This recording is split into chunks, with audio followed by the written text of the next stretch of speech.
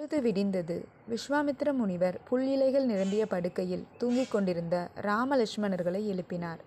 அரச குமாரர்கள் இருவரும் எழுந்திருந்து நதியில் ஸ்நானம் செய்து ஆதவனை போற்றி காயத்ரி மந்திரம் ஜபித்து பின்னர் விஸ்வாமித்திரரை வணங்கி அவருடன் புறப்பட தயாராயினர். அங்கிருந்து புறப்பட்டு சரையு நதி கங்கையுடன் கலக்கும் இடத்திற்கு வந்தனர். அங்கே தவ முனிவர்கள் பலர் குடில் அமைத்து வாழ்ந்து வருவதைக் கண்ட ராமன் விஸ்வாமித்திரரிடம் அது பற்றி கேட்டான். முனிவர், இதன் வரலாற்றை சொல்கிறேன். காமன் என்று குறிப்பிடப்படும் மன்மதன் முன்பு கண்ணுக்கு புலப்படும்படியான உருவத்துடன் இருந்தான். அப்போது சிவபெருமான் பார்வதியை மனம்புரிய செய்ய வேண்டும் என்று தேவர்கள் கேட்டுக்கொண்டதால் சிவனுக்கு மோக உணர்வு உண்டாக்க வேண்டி அவர் மீது மலரம்புகளை ஏவினான் மன்மதன். தன் தவத்தை கலைத்த மன்மதன் மீது கோபம் கொண்ட சிவன் தனது நெற்றிக்கனை திறந்து அவனை எரித்து சாம்பலாக்கி விட்டார். இவ்வாறு மன்மதன் எரிக்கப்பட்ட இடம்தான் இது. இந்த புண்ணிய சிவபிரானின் இடத்தில் முனிவர்கள் ஆதிகாலம் தொட்டு வாழ்ந்து வருகிறார்கள். ஆகையால் இவர்கள் எப்பொழுதும் தர்மத்தில் மனம் செலுத்தி பாவமில்லாமல் வாழ்பவர்கள். நாம் இன்றிரவு அங்கதேசம் எனப்படும் இந்திய புண்ணிய இடத்தில் ஆறுகளுக்கிடையில் வசித்திருந்து நாளைய தினம் கங்கையை தாண்டுவோம்.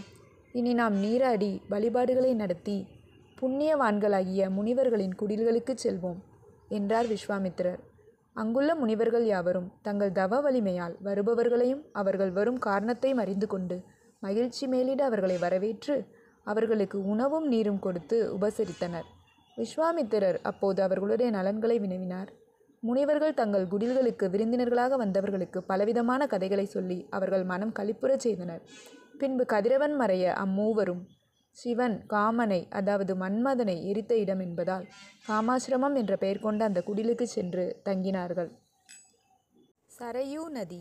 பொழுது விடிந்ததும் ராமலட்சுமணர்கள் எழுந்து விஸ்வாமித்திரருடன் கங்கை நதியின் கரைக்கு வந்து சேர்ந்தார்கள். பின்பு அக்குடிலில் உள்ள முனிவர்கள் அழகான ஓர் இடத்தை அவர்களுக்கு அருகில் நதியில் கொண்டு வந்து நிறுத்தினார்கள்.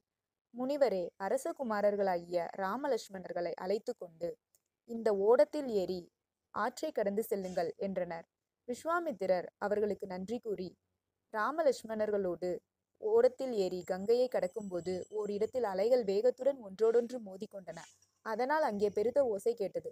அதை கேட்ட ராமன் விஸ்வாமித்திரரிடம், குருவே, ஆற்றின் நடுவில் கிளம்புகின்ற இந்த பெரிய சத்தம் எதனால் ஏற்படுகிறது என்று கேட்டான். விஸ்வாமித்திரர், ராமா, கைலாச மலையில் பிரம்மதேவன் தன் மனதினாலேயே ஒரு நீர்நிலையை அமைத்தான். அதற்கு மானசம் என்று பெயர். அந்த நீர்நிலையில் இருந்து பெருகி வருகின்றது சரையூ நதி. அது அயோத்தி பட்டணத்தை சுற்றி கொண்டு செல்கிறது.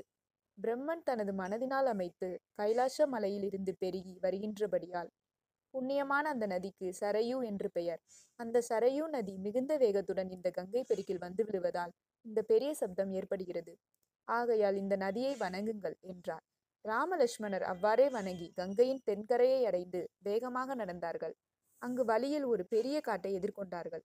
குருவே, இந்த கானகம் எவரும் உள்ளே நுழைய முடியாதபடி இருளாகவும் கடுமையாகவும் இருக்கிறது. இதில் சுவர்கோழி எனப்படும் சில்வண்டுகள் கூட்டம் கூட்டமாக ரீங்காரமிட்டு கொண்டிருக்கின்றன. உள்ளே பல கொடிய விலங்குகள் வாழ்வதாகவும் தெரிகிறது. கழுகுகள், ஆந்தைகள் உள்ளிட்ட பல பறவைகள் கூச்சலிட்டு கொண்டிருக்கின்றன. புதிதாக பார்க்கிறவர்களுக்கு பயத்தை விளைவிக்க கூடியதாக உள்ள இந்த காட்டின் பெயர் என்ன என்று விஸ்வாமித்திரரிடம் கேட்டான் ராமன்.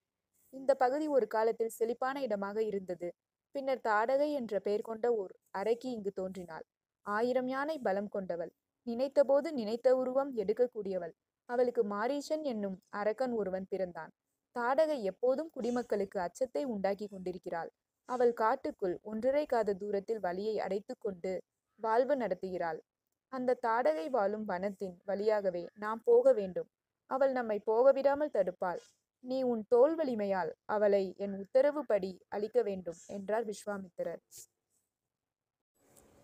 ராமன் தன் வில்லை எடுத்தான். நாணில் அம்பை பொருத்தினான். வில்லில் நாணை உறுதியாய் பிடித்திட்டு திசைகள் செவிடுபடும்படி நாணை ஏற்றி வலிவுடன் ஏவச் செய்தான். அந்த ஒளியை கேட்டு தாடகையின் வனத்தில் வசிப்பவர்கள் பயந்து நடுங்கினர். இயற்கையிலேயே கடும் சினம் கொண்ட தாடகை அதை கேட்டு அளவற்ற கோபம் கொண்டு ஒன்றும் செய்ய தோன்றாமல் தட்டு தடுமாறி அந்த ஒளி உண்டான திசையை நோக்கி வேகத்துடன் வந்தான். பார்ப்பதற்கு அருவருப்பான உருவத்தோடு அளவுக்கு மிஞ்சி வளர்ந்திருக்கிற அந்த தாடகை என்னும் அரக்கி கடும் கோபத்துடன் எதிர்த்து ஓடி வருவதைக் கண்டு ராமன் தன் தம்பியை நோக்கி, லட்சுமணா, பார்ப்பவர்களுக்கு அச்சத்தை விளைவிக்கும் இவள் உருவத்தை பார். பயந்த குணம் கொண்டவர்கள் இவளை பார்த்தால் அவர்கள் நெஞ்சம் அப்போதே பிளந்துவிடும். இவள் எளிதில் வெல்ல முடியாதவள். மாயா பலமுள்ளவள். நான் இப்போது இவளது காதையும் மூக்கையும் அறுத்து துரத்தி விடுகிறேன். அதனால் நம் குருநாதர் விஸ்வாமித்திரரின் கட்டளையும் நிறைவேற்றப்பட்டதாகிறது. இவள் பெண்ணாக இருப்பதால் இவளை கொல்ல என் மனம் துணியவில்லை. இவள் கை கால்களை முறித்து இவள் வலிமையை அடக்கி வனத்தில் இவள் தாராளமாக உலவ விடாமல் செய்துவிட வேண்டும் என்று தோன்றுகிறது என்றான். ராமன் இப்படி சொல்லிக் கொண்டிருக்கும் போதே தாடகை மிகுந்த சினம் கொண்டு கைகள் இரண்டையும் உயரே தூக்கி சத்தம் போட்டு கொண்டே வந்தாள். அவள் லட்சுமணனை விட்டுவிட்டு ராமனை நோக்கி ஆவேசமாக வந்தாள். அதை கண்ட விஸ்வாமித்திரர் ராமனுக்கு வெற்றி உண்டாக வேண்டும் என்று சில மந்திரங்களை ஜெபித்தார்.